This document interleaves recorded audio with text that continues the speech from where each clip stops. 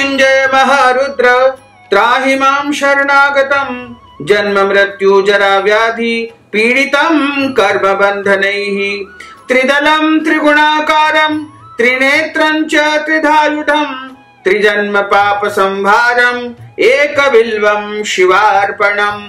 भक्तजनों, माताओं, बहनों, सादर जय श्री कृष्ण। हमारे YouTube चैनल में आप सभी का बहुत बहुत स्वागत है। मैं हूं आपके साथ आचार्य धर्मेंद्र शास्त्री। सबसे पहले आपको और आपके पूरे परिवार को श्रावण मास तथा श्रावण सोमवार की बहुत बहुत शुभकामनाएं और बधाइयां। भगवान भोलेनाथ का आपके ऊपर आशीर्वाद सदैव बना रहे तथा आपके घर में सुख शांति समृद्धि का वास हो। आज हम आपको एक दिव्य और ज्ञानमयी कथा सुनाने जा रहे हैं। ये कथा बिल्व वृक्ष की उत्पत्ति की कथा है। माता महालक्ष्मी किस प्रकार से बिल्व वृक्ष का रूप धारण करती है और भोले बाबा को बिल्व पत्र क्यों अधिक प्रिय है, ये इस कथा में आपको जानने को मिलेगा। और इस कथा को सुनने से आपके घर में सुख शांति आएगी। इसके अलावा तीनों लोकों की समृद्धि आपको प्राप्त हो सकती है। लेकिन ध्यान पूर्वक मन लगा करके इस कथा को आप अंत तक जरूर सुनिएगा और अधिक से अधिक लोगों तक भी पहुंचाइएगा, क्योंकि यह बड़ी ही ज्ञानमयी कथा है और यह कथा शायद ही आपने कभी पहले सुनी होगी।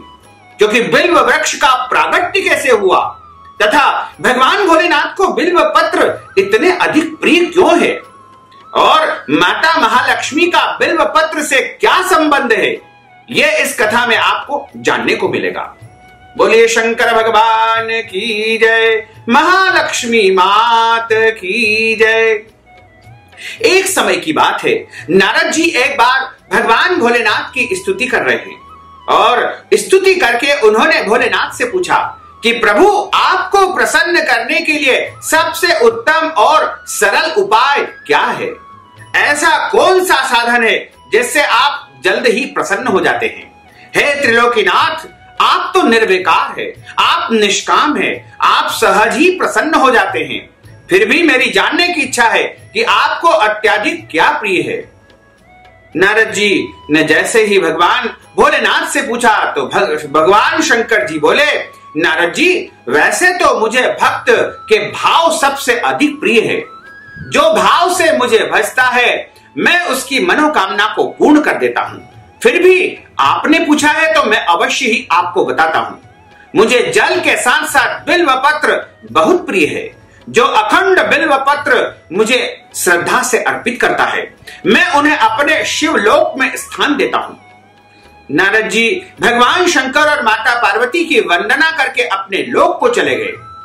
उनके जाने के पश्चात पार्वती जी भगवान शंकर जी से कहती है कि हे प्रभु, मेरी यह जानने की बड़ी ही प्रबल इच्छा हो रही है कि आपको बिल्व पत्र इतने अत्यधिक प्रिय क्यों है। कृपा करके मेरी जिज्ञासा को आप शांत करिए। भगवान शंकर बोले, हे शिवे, हे देवी पार्वती, बिल्व के पत्ते मेरी जटा के समान है। उसका त्रिपत्र यानी 3 पत्ते ऋग्वेद, यजुर्वेद और सामवेद है। शाखाएं समस्त शास्त्र का स्वरूप है। बिल्व वृक्ष को आप पृथ्वी का कल्प वृक्ष ही समझे, जो ब्रह्मा विष्णु और शिव स्वरूप है। हे पार्वती, स्वयं महालक्ष्मी ने शैल पर्वत पर बिल्व वृक्ष के रूप में जन्म लिया था। इस कारण भी बेल का जो वृक्ष है मेरे लिए अति प्रिय है।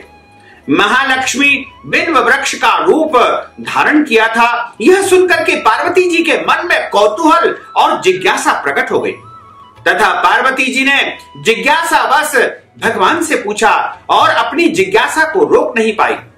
उन्होंने कहा कि देवी लक्ष्मी ने आखिर बिल्व वृक्ष का रूप धारण क्यों लिया था? आप यह कथा मुझे कृपा करके सुनाइए। भोलेनाथ ने देवी पार्वती को कथा सुनाना प्रारंभ की। हे देवी, सतयुग में ज्योति स्वरूप में मेरे अंश का एक शिवलिंग है जिनका नाम था रामेश्वर। ब्रह्मा आदि देवों ने उसका विधिवत पूजन अर्चन किया था। इसका परिणाम यह हुआ था कि मेरे अनुग्रह से वाणी देवी सबकी प्रिया हो गई। वह भगवान विष्णु को सतत प्रिय हो गई। मेरे प्रभाव से भगवान केशव के मन में वाग देवी के लिए जितनी प्रीति उपजी हुई थी वह स्वयं महालक्ष्मी को नहीं भा पाई। महालक्ष्मी इस बात को देख करके बड़ी नाराज हो गई, रुष्ट हो गई।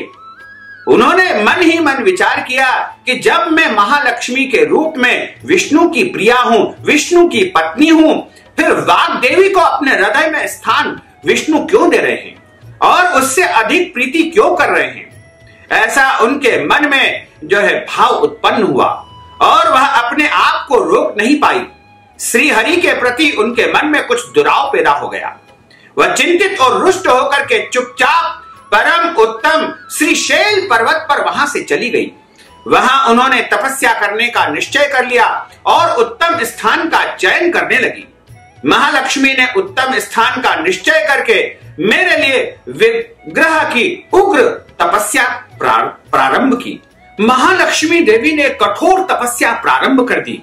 उनकी तपस्या कठोरतम होती जा रही थी। हे परमेश्वरी देवी पार्वती, कुछ समय के बाद महालक्ष्मी जी ने मेरे विग्रह लिंग से थोड़ा ऊर्ध्व में एक वृक्ष रूप धारण कर लिया और अपने पत्तों और पुष्पों द्वारा निरंतर मेरा पूजन करने लगी। इस तरह महालक्ष्मी ने कोटि वर्ष यानी 1 करोड़ वर्ष तक बिल्व वृक्ष का रूप धारण करके घोर आराधना की और स्वयं जो है अपने पत्तों को शिवलिंग के ऊपर अर्पण करने लगी।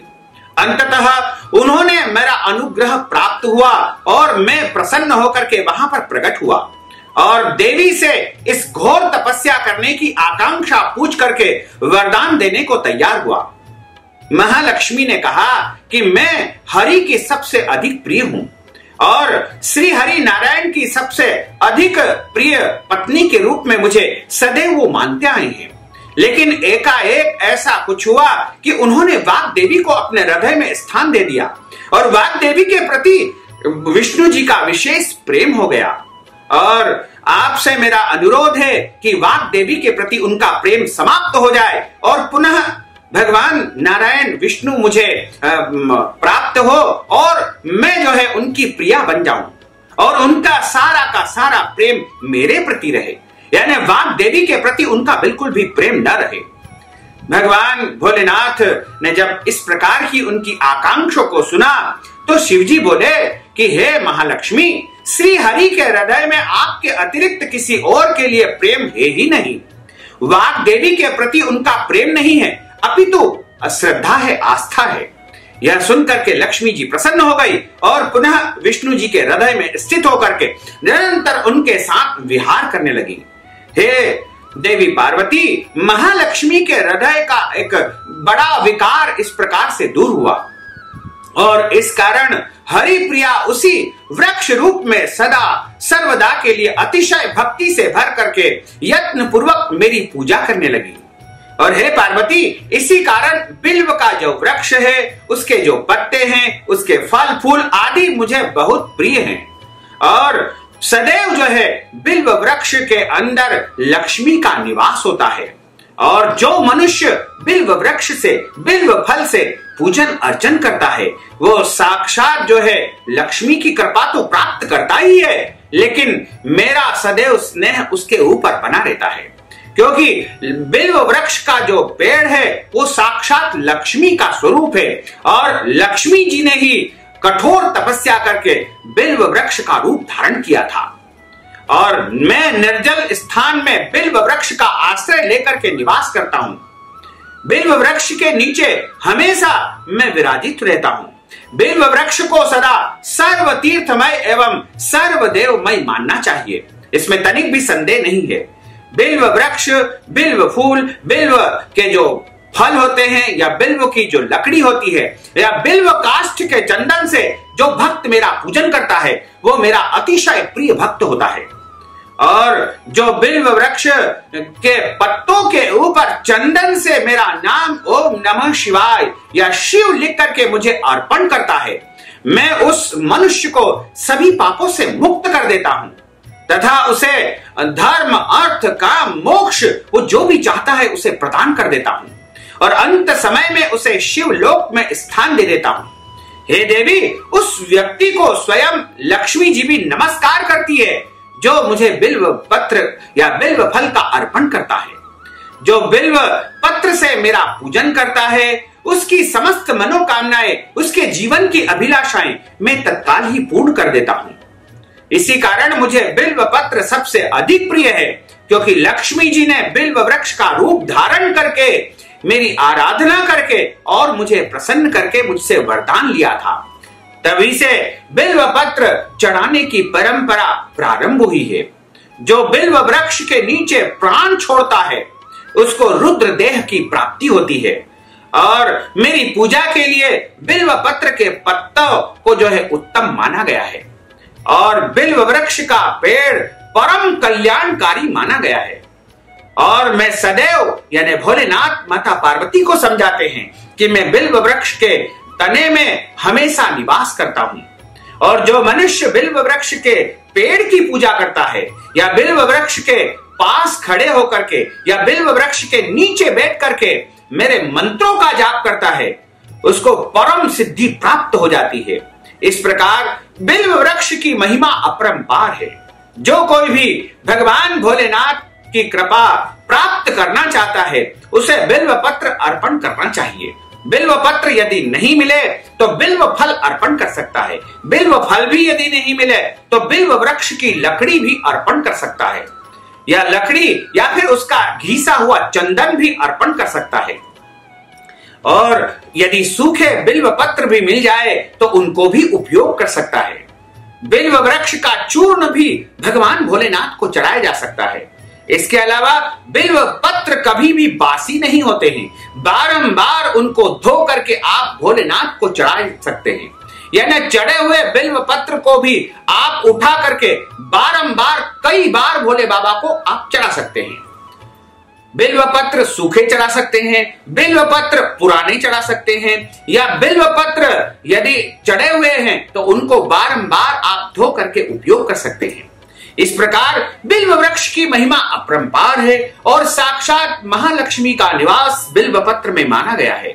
तो यदि आप अपने जीवन में सुख चाहते हो, समृद्धि चाहते हो, धन चाहते हो, वैभव चाहते हो और समस्त अभिलाषाओं को पूर्ण करना चाहते हो, तो बिल्व वृक्ष के पत्तों से, फल से, फूल से या फिर लकड़ी से, चंदन से आपको भोले बाबा की आराधना और पूजा करना चाहिए। इससे महालक्ष्मी तो प्रसन्न होगी ही, इसके अलावा भोले बाबा की अपार कृपा आपके जीवन पर हमेशा हमेशा के लिए बनी रहेगी, इसमें कोई भी संदेह नहीं है।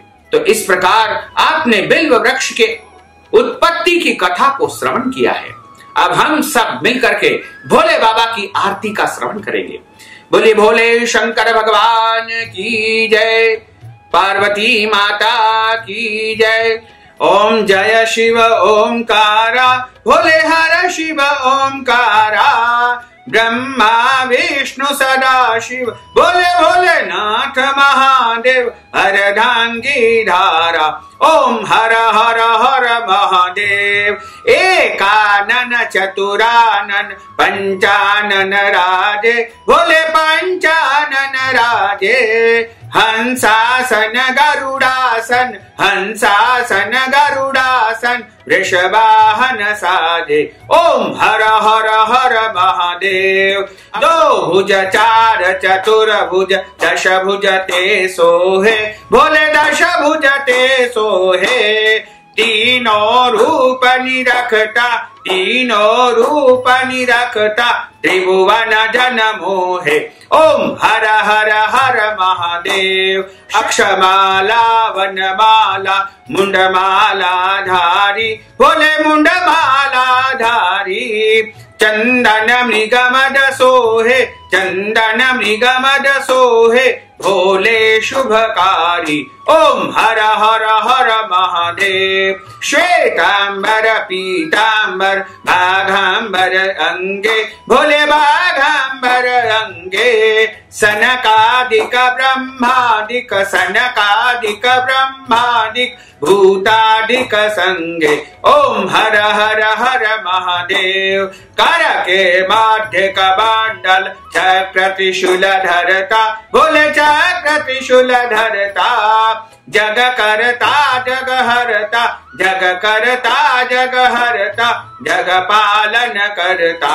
ओम हर हर हर महादेव। ब्रह्मा विष्णु सदा शिव जानत अविवेका, भोले जानत अविवेका। प्रणवाक्षर के मध्य ओमाक्षर के मध्य ये तीनों एका। ओम हर हर हर महादेव।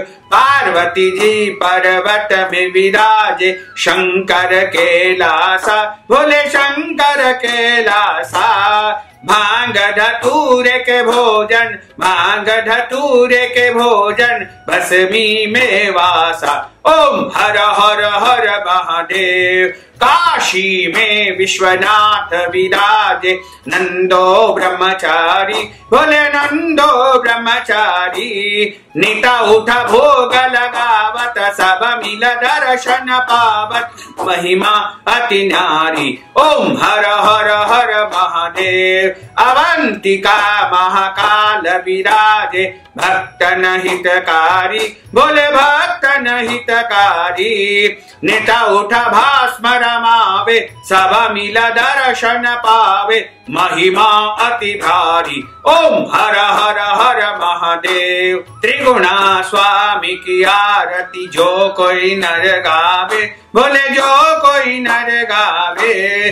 कहत शिवानंद स्वामी, जपत हर हर स्वामी, मन वांछित फल पावे। ओम हर हर हर महादेव। जय शिव ओंकारा, भोले हर शिव ओंकारा। भोले पार्वती का प्यारा, भोले ऊपर जलधारा, भोले पीवत भंग प्याला, भोले भूरी जटाओं वाला, भोले ऊपर जलधारा। ब्रह्मा विष्णु सदा शिव, भोले भोलेनाथ महादेव, अर्धांगी धारा। ओम हर हर हर महादेव।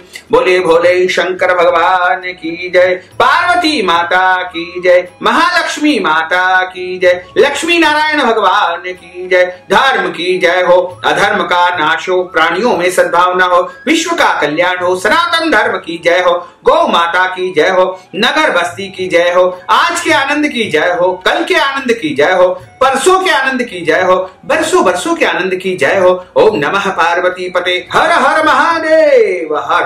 भक्तजनों, माताओं बहनों, आपसे अनुरोध है कि इस ज्ञानवर्धक वीडियो को अधिक से अधिक लोगों को शेयर करिएगा, लाइक करिएगा, कमेंट करिएगा, और यदि अभी तक आपने सब्सक्राइब नहीं किया तो अभी और इसी समय सब्सक्राइब अवश्य कर लीजिए। आपको और आपके पूरे परिवार को सादर जय श्री कृष्ण, सादर धन्यवाद।